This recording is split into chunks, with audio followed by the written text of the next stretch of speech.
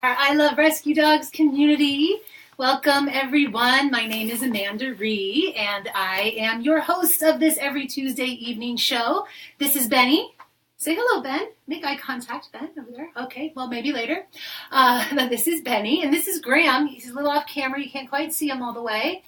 And we have a couple other dogs just right here in the room tonight. So we have a busy set and a great show planned out for everyone. We're switching it up a little bit because I think, I think I bored you all last week with my microbiome talk. Although gut health is very important, seems no one really wanted to talk about that.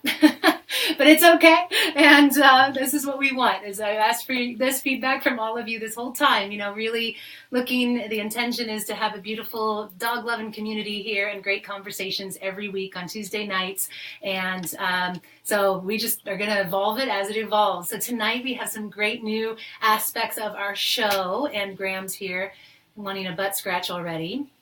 So for those of you joining on, I'm just going to glance down at my phone here. I follow along with all of you here to kind of see who's jumping on. So we welcome everyone again who's just coming onto the line. Welcome to our every Tuesday evening show, Healing Lessons from Rescue Dogs and Their Humans.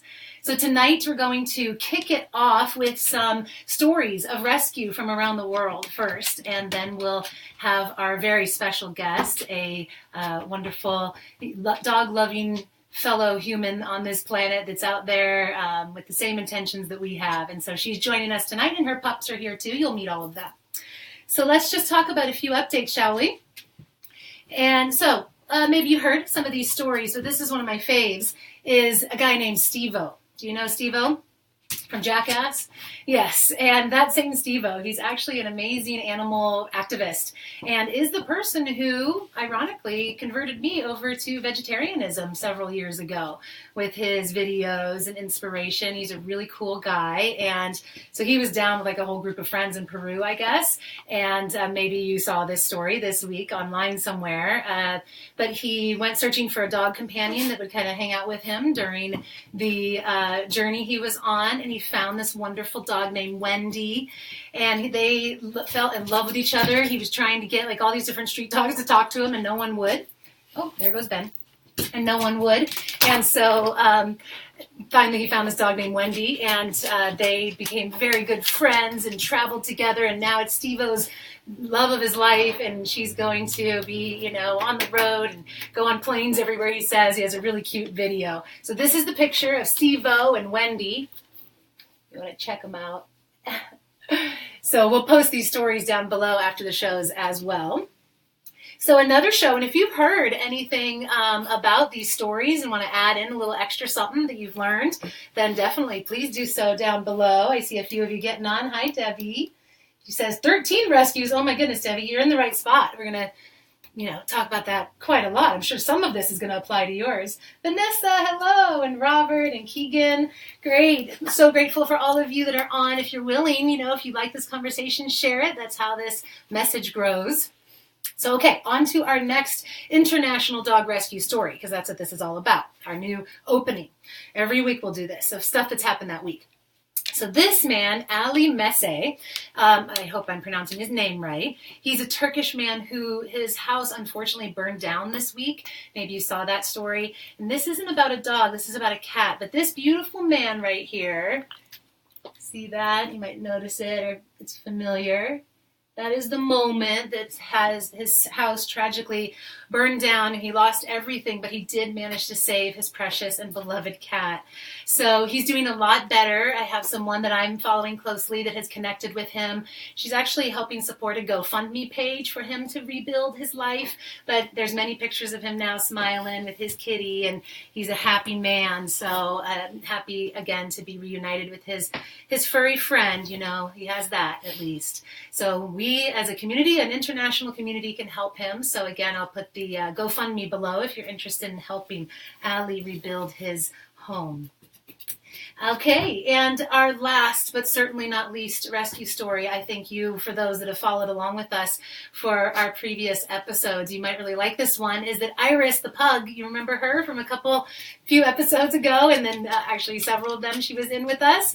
So she found a home this week. Yay, Iris! So she is now named Lulu, and she lives with Donna and Tex and 2 other furry friends and even a bird friend, and she could not be more happy. They are adorable. They are a pug-loving family. Donna even had on pug shoes when I went over to to drop off Iris, and then went this week and finalized everything, and they couldn't be happier. So I wanted to show you a little picture of all of them, or the both of them.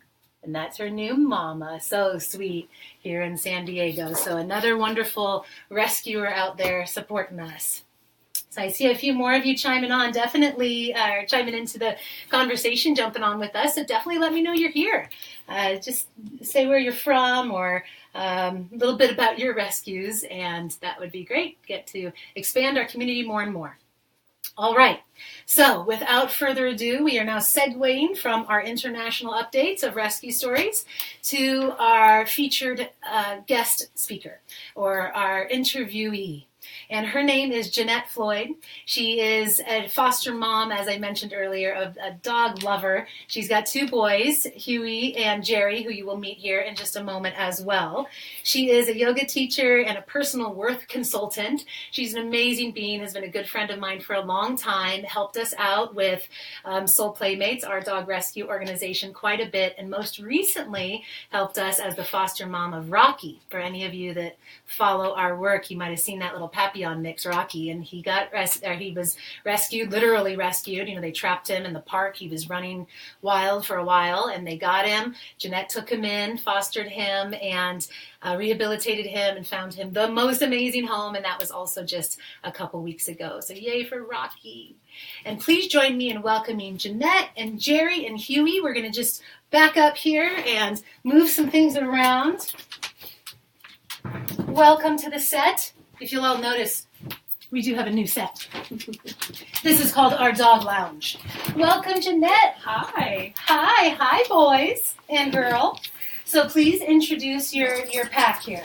So this is Jerry, and I brought Jerry's little baby because I wanted to talk about that for a bit, but everybody seems interested in the baby. Look at Grandma sitting properly. So this is Jerry with the little jacket on, and Huey, come on, Huey. Come on. And this is Huey. Huey's a little fluff ball who has his hair curled. He's the cutest, curliest hair. These are my guys. And so I'll talk about Jerry's little baby. Jerry is going to be 6 in March. So he's the big boy of my pack. And Huey is going to be 3 in March. But the reason why I brought this baby is because a lot of people can probably relate. My mom actually got this little bunny for Jerry when he was a puppy. Yeah. And if you can see, it's a little disheveled. But this baby is Jerry's favorite toy, and he continues to hold on to it. It's really the only baby that he plays with. And I've sewn it together so many different times because since Huey's been in our house, Huey likes to get a little rowdy with toys. But you might be able to relate to this, but everywhere Jerry goes, this baby goes with him, typically. And so your little dog or rescue might have a baby that they like. So would love to see your pictures of your babies in the comments below. Yeah, let us know. What's your dog baby? I was teasing with her when we were talking about this, about Buzzy Bee. Do you guys know Buzzy Bee? For those that don't know, won't find that funny at all, but those that do, I think you can relate to how hilarious, it's from this movie called Best in Show, and the obsessive show dog guides your parents, and this one dog has this little toy called Buzzy Bee, and it gets lost, and it ruins its life. So yes, our dogs can be very attached to those kinds of things. Benny's like that with his ball. He's those little tiny balls. He loves those. Yeah. And this is Huey. Huey is a little rescue that I found through a group in Orange County. And he was actually rescued with his 2 brothers and mom off the streets of Tijuana. Oh, wow. And so we're not really quite sure what Huey's breed is. But Adorable. he got his name because there were 3 puppies, and they named him Huey, Dewey, and Louie. Oh. And so when Huey came into our house, I decided that the name just was fitting, and so there's Huey. And Huey is a little character. He's a little skittish at times because of being on the streets of Tijuana. Yeah. But he is the biggest love. He loves belly rubs. He loves to play. And when he runs, he literally looks like he's smiling or laughing. And Huey's funny little trait is he loves to watch TV. So if you have dogs out there that love watching TV, Huey loves watching TV. And literally, when I leave the house, I'll usually leave Disney Channel or PBS because they basically run cartoons all day long. I thought it was for the intellectual material. That's why they become so they're wise. Super smart dogs. They sages. Watch PBS cartoons all day. But Huey, he starts barking. Anytime there's an animal, a horse, a cat, a dog, he gets really alert. His ears pop up, and he'll jump down and start barking at the TV. And it's like he's just waiting for that dog or cat to come inside the house. So that's these little guys' stories. Oh, I love it. I love them so much. Your whole little group, your pack is so cute. Everybody kind of sort of looks similar. Do you guys notice that with them, or maybe even with your own? Do you look like your dog? Or maybe your partner looks like your dog? I love kind of observing that. It goes deeper than the skin because as we kind of dive into Insama Dog, that's the organization that I have, some of you know, and in that conversation we talk a lot about the human-canine bond, and in that conversation you see the reflection so often in the personality, and oftentimes the problems that they're having, whether it's physical problems or even emotional problems like stress or fear, or even this week I met with a couple guests or clients that were dealing with a loss in their family, so they were both going through grief, and the dog was grieving as well. So there's such a beautiful mirror, and I just see that reflected so cute with all of you all the time. Yeah, they're fun. They are. So let's check in with our audience, see how everybody's doing. I want to introduce ourselves one more time. My name is Amanda Ree. I'm the founder of Sama Dog, a well-being organization here, established here in San Diego, but available all around the world online. And this is Geanette and Huey and Jerry. And this is, you can't see Benny down here, but this is Graham. You can see him. He's doing his dog things. Benny's down here on the floor. I'll bring him up in a moment. So we've got all kinds of furry friends here with us. And what our topic is today that we're going to dive into now is all around fostering. Being a foster family or foster parent. So have some of you done that? Or maybe some of your friends are foster families, foster households. So maybe you can tag them in this conversation. I think they'd really love to hear some of the tips and experiences that we've had. And it's always good to share that with one another. Vanessa says, the Buzzy be hilarious. Hey, Carrie and Dory. Great to have you guys here too.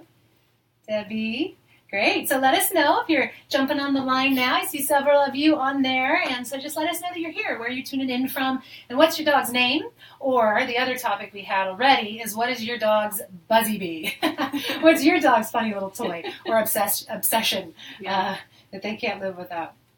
All right. So my other question for you, my dear, is, as a foster mom, what's the best part? What parts made your heart most happy? For me, I would have to say, one, just the idea of rescuing this poor little guy, Rocky, that we talked about, off of the streets. When I actually found him at the park that Jerry and Huey and I often go to in the morning for our walks. And Rocky was lost or abandoned, we believe, at the park. And so seeing that, and seeing him in that state, because he was in a really bad state at the time, infested with fleas, and his hair was falling out. He had a wound. He was bitten, we think, by a coyote, and so he had a big abscess on his neck. And so once he was trapped finally, and I brought him into the house, I would say the most rewarding part for me was that first couple of days of seeing this dog who was fearful and afraid and biting other people, to slowly open up and start asking for love and attention. And that just captured my heart right away. And he just really started to soften up really quickly. And so that piece of it to me was really the most rewarding, because that connection that you get with the animal or the dog as they're starting to rehab and to get healthier and stronger, it really starts shifting how they start approaching everything that's around them in their surroundings. And so to me, that was probably the most rewarding, as well as like seeing him transform from one day to the next. Like every day was a new thing. He would learn something new in the practice of training him and working with him in his eating patterns, his behaviors, all of that. Walking on a leash. He didn't really know how to walk on a leash. So just watching that little step along the way each day is probably for me one of the most rewarding things in the process of having him at the house. It is, isn't it? It's so rewarding, because you see, I'm sure, just as someone, maybe some of our viewers work with children as well, but they're so open. They want to heal, they want to be balanced, they want to be better, they want to be happy and thrive. And so we just give them a little opportunity and they come running. And it's so fulfilling. Yeah. Beautiful. You were such a good foster mom. I mean, truly, I know I've said that to you so many times, but I mean it. You were so good at it.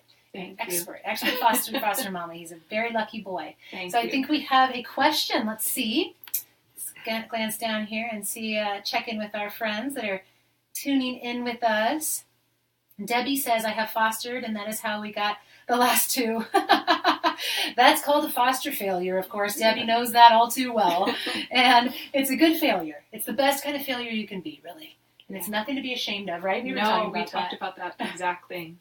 And I think that's a fear that people have if they're going to be able to detach from the process. Yep. And I think for me, that piece of it is fun, because, there was the group of people that helped in the rescue of Rocky.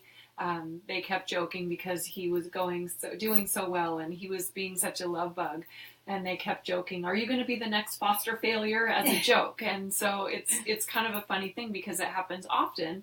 And if it works for you to bring in another dog into your house, then great. What better way to do that than to see them go through the rehab and then integrate them into your house? With Rocky, I felt like when I first saw him at the park that I was meant to be in his life just to transition him into being a pet again. I'm sure that at one time he probably was a pet, but he's so young. And I think he just went through a lot of neglect in his life. And so seeing him kind of transition into that space, I knew going into it that I was only in his life for a period of time. Yeah. And so really being able to detach from the end. And I'm not going to say that it wasn't sad or hard at the end when we found his new family, because I had definitely grown attached to Rocky and still am. In fact, the family reached out to me yesterday, and they've had Rocky now for a month. And sent me some pictures of him, and he looks so healthy, and I shared them with you too. Yeah, I love he looks so healthy and happy, and it just makes my heart melt. And I get a little teary-eyed because that little guy, I'm still attached to him. And so we're planning a play date at Buddy Todd Park next week with me and Jerry and Huey. Because that's the park that we found Rocky in. So if you're in Oceanside, that's where he's from. We made that arrangement with the Donna, who also adopted Iris, that we can hang out and do a play date once in a while. So, hey, you can always do that as a foster. Totally. I just want to add, too, into one of the benefits, I think, of fostering on the other end of it is for the adopter. Through foster homes, it's a lot different than rescuing a dog at the shelter. Going to the shelter, it's just such a lottery, and I'm definitely not saying that we shouldn't do that, because the more rescuing we can do, the better. That's for sure. So however it works. But I do know, and I talk with a lot of people that just want a certain kind of circumstance. They want a dog that gets along well with children, or they want a dog that is lower in energy, or they want a dog that loves riding in the car. And there's no way to know these kinds of things, of course, when this dog's in the shelter, because it's not even acting like itself anyway. Oh, Graham's going to try to climb up on there. He wants the baby. Oh, is that what he wants? I think he's trying to get up there with you. I smushed the baby behind my back. He likes to sit on your... See, he's coming for it. You want to get up here? He's trying to sit on your lap. Get on up here, Graham. Graham, really? Are you going to do that? I think we can be down.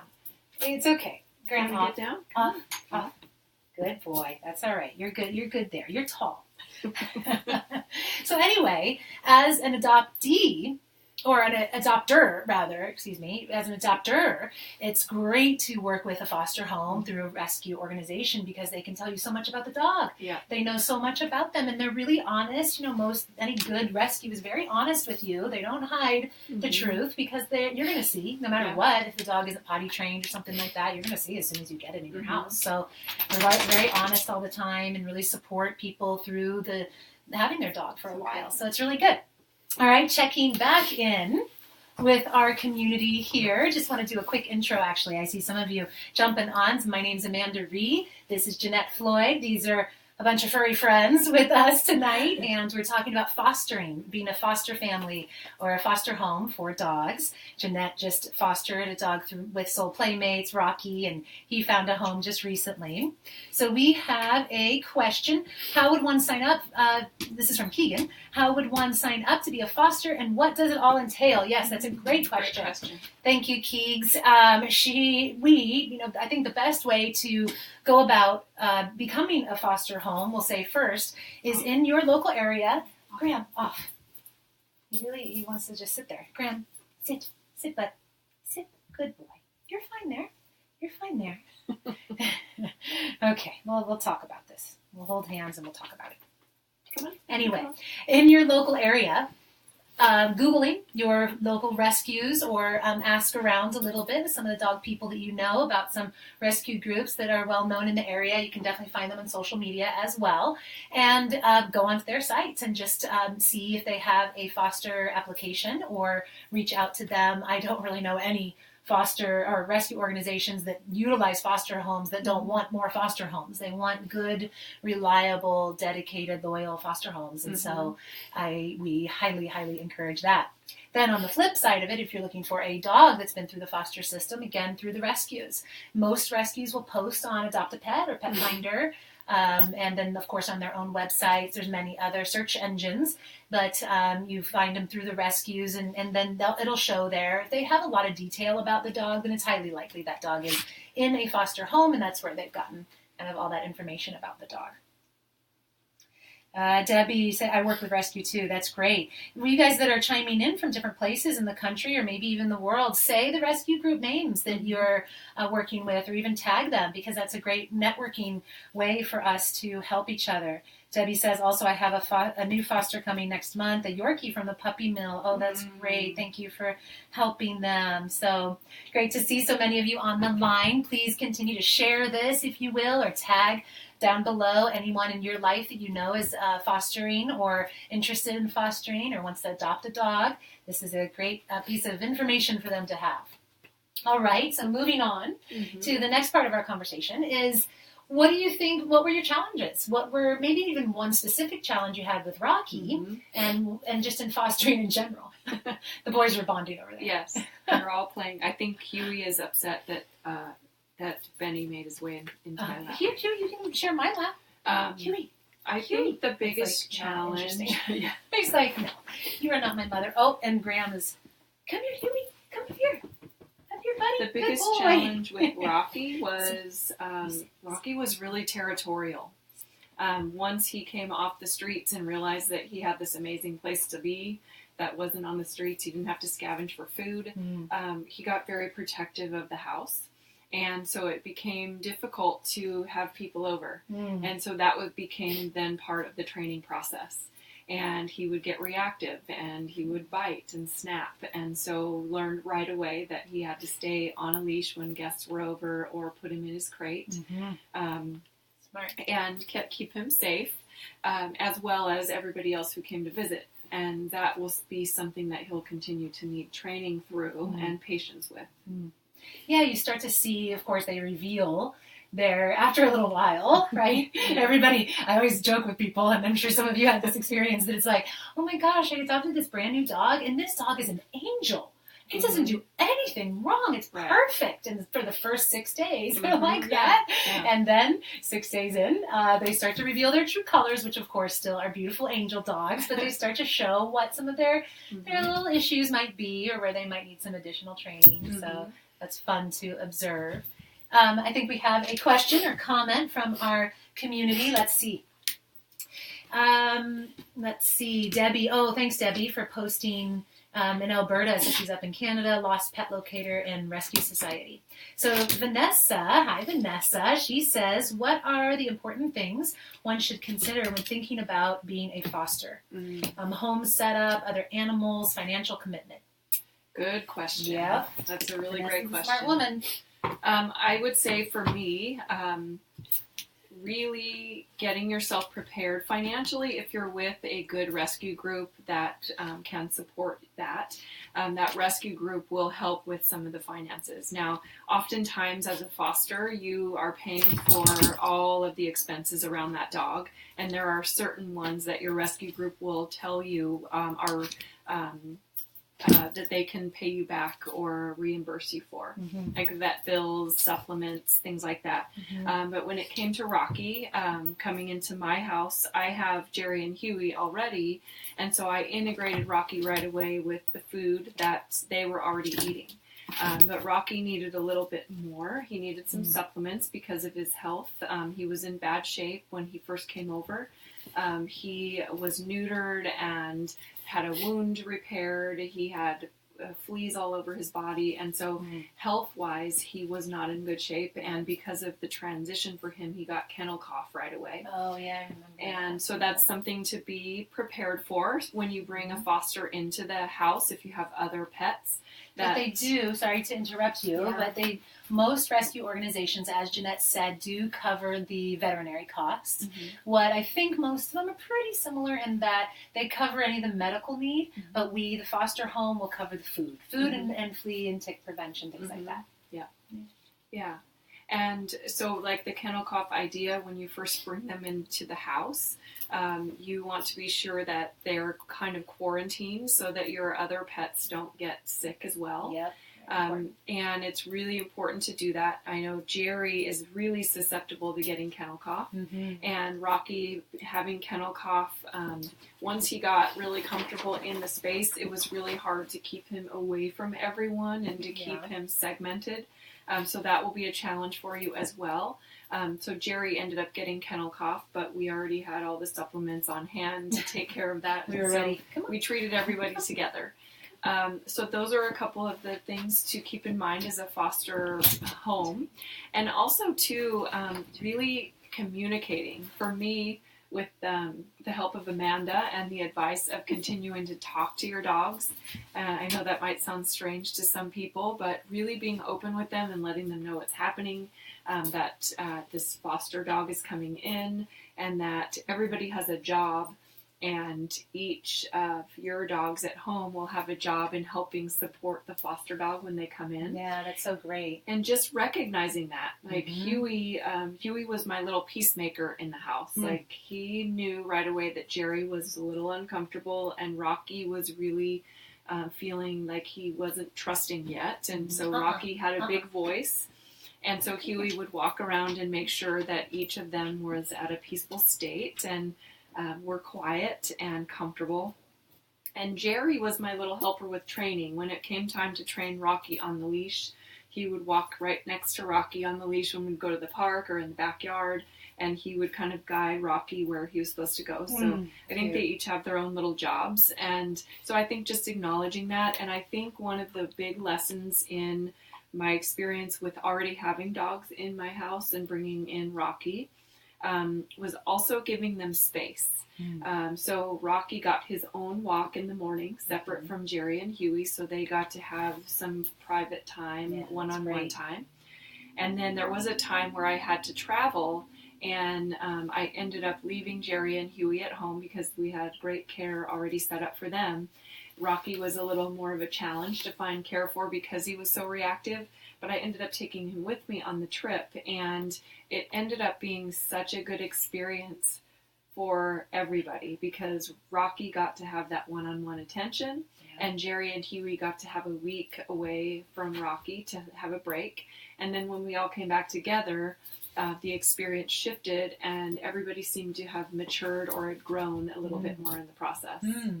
So those are a couple of things that come to mind. Yeah, I noticed that too. We had talked about that. I've noticed when you travel with your dogs, and we'll definitely have one of our shows dedicated to that theme is travel with your pup. And what does it entail? How can you make it a whole learning lesson? How can you make it like a whole life transformation for them and a whole experience that's more than just having fun? That's good, but it's a great chance for them to learn a lot and to bond with you. I wish we could pan back our camera, actually. We'll work on that because it is cute what's going on the floor here. The fur rug, the boys are playing, they're getting to know each other. So let's check in with all of you on the line. See some of you joining us. Please continue to share this out with the world. Anyone that you know of that, oh good, Renee. Renee's our producer, everyone, by the way. And they're the boys, yeah. Oh, they're so cute. Yeah, show it for a little while. That's cute. This is a good example of kind of when you introduce a new dog into your house, if you're fostering or you just adopted someone, or even if you're like this, having your friend over and they're bringing their pups. It's just so good to, first introduce them outside of your house. You probably know that. But then really watch their dynamic as they come in and kind of observe how they get to know each other. It's absolutely adorable. It's just like human beings, you watch the dynamics of who's more comfortable and who kind of tries to put up their ego and who gets more shy. And it's dogs are the same way, Yeah. These boys are so cute. Okay. Oh, I think we have another question from our audience. Great show, ladies. Robert says, thank you. Hey, Chris. Nice to have you in from Springfield, Missouri. My family's from Springfield. We still have a lot of Linkles that live back there. If you know any Linkles, those are my family members around Springfield, or Eichmeyers for that matter. Let's see. Keegan says, how do you know if your current dog can handle the coming and going of fosters? Yeah, that's another great question. I would say, and then I'd love to, of course, hear what Geanette says also, but I would say, how they are when you have people come over and bring their dogs. And if you introduce them properly and you give them some space and you make sure that your dogs know, Cassandra, the woman who's mentored me and is the founder of Wagging Dog Rescue, a great, amazing rescue here in San Diego, she taught me, she said, remember always that your own dogs, are always the top. They rank a little higher as far as who eats first, who gets the privileges, who gets to have a treat first, just to make sure that your dogs really understand that they're still the leaders in this household and that they still are important and they still have attention. And in most cases, we found that most dogs are pretty welcoming at that point. You've got to show this again. They're like whispering into each other's ears, sweet nothings. It's so cute. So I'll just keep talking and you guys can watch the things that are far more entertaining than us chatting forever. But, wait, what were we talking about? Introducing the dogs into the house. Yeah, so you'll see when you have your friends' pets over, you'll usually be able to see and get a feel for it. What do you think? I agree. And also, too, it also helps if you have more than one dog in your house. But I think, to your point, Amanda, and you were a good mentor for me in this process of making sure that, my dogs kept that rank in the house, so to speak. And Jerry and Huey had their own special space.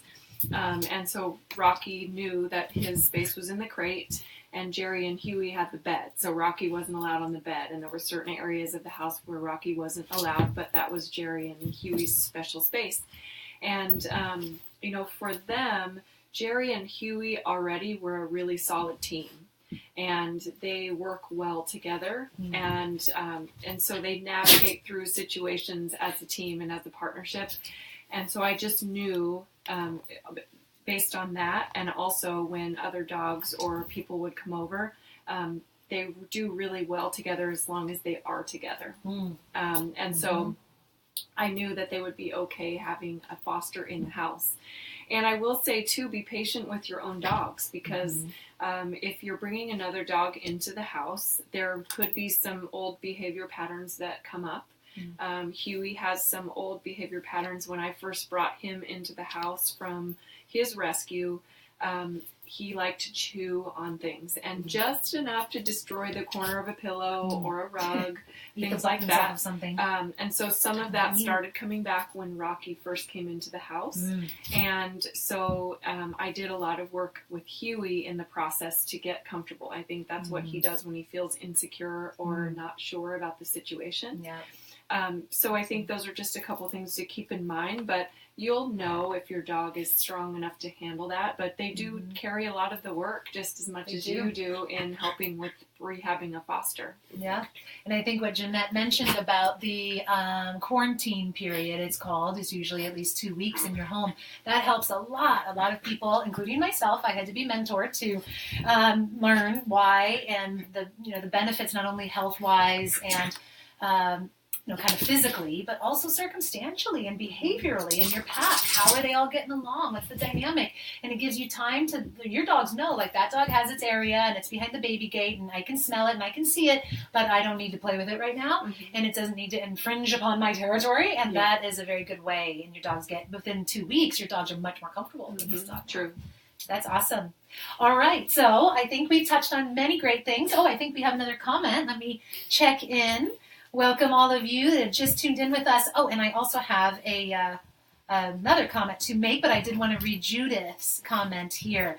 We have rescued 2 dogs in 11 years, both about a year. Every day, loved us, loving us, and let us know how much they are loved. They love you, and you let them know how much they're loved, and thanked for a new loving family in life. Yes, they do tell us, don't they? They're amazing in the way that they can just, like, in their look of their eyes or in that cute little gesture. I always love it when they go to walk ahead of you and then they look back like, hey, you're coming, right? Like, they're so grateful that they have the partnership that's us and they have the leadership that's us, because obviously if they're rescue dogs, in a lot of cases they didn't have very good companions before, human companions, and so they really recognize it when they see it. So we do have a short commercial from one of our sponsors, BarkBox. So I'll just share a quick announcement is from them. If you haven't heard of this yet, you're missing out. It's a monthly delivery of tail-wagging toys and drool-worthy treats. It's for dog parents who truly love to spoil their canine companions. You can select from different plans that deliver hand-selected dog toys, treats, and other products right to your home. In addition, a percentage of the proceeds of all of their revenues are donated towards animal rescue causes. So spoil your canine friend every month, and the link, we'll post it down below as well, is bit.ly/BarkBox treats. So that's from our wonderful sponsors, BarkBox. Thanks so much, everyone over there on that team, for supporting us and helping with all the rescue dogs of the world, too. So in summary, what have we talked about? We've talked about, got to know you guys a little bit. We've talked about fostering and where, what are the highlights? What does it bring to our lives and to our hearts and to their lives? What are some of the challenges? What kind of things do you want to be careful about? And most importantly, probably, how do you learn how to be a rescue family? How do you find these resources? Anything else? I think that's it. And also just having fun with the little quirks of your own dog, like the little baby bunny for Jerry, and watching TV for Huey.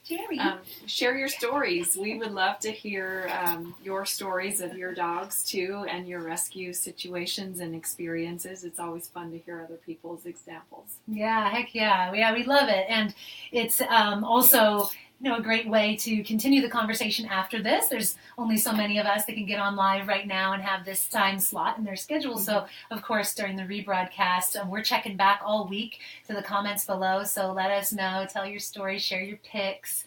We'll see you all next week on Tuesday evening for another episode of Healing Lessons from Rescue Dogs and Their Humans, talking about who rescued who. And we certainly see that tonight in our beautiful friends and the pack that they have and in all the love that we've shared. So thank you all for being with us. Great to have you on, and we will see you next week, 5 p.m. Pacific time, 8 p.m. Eastern time. Bye for now. Bye. Lots of love to all your pups. Give them some belly scratches from us. Say bye, Gary.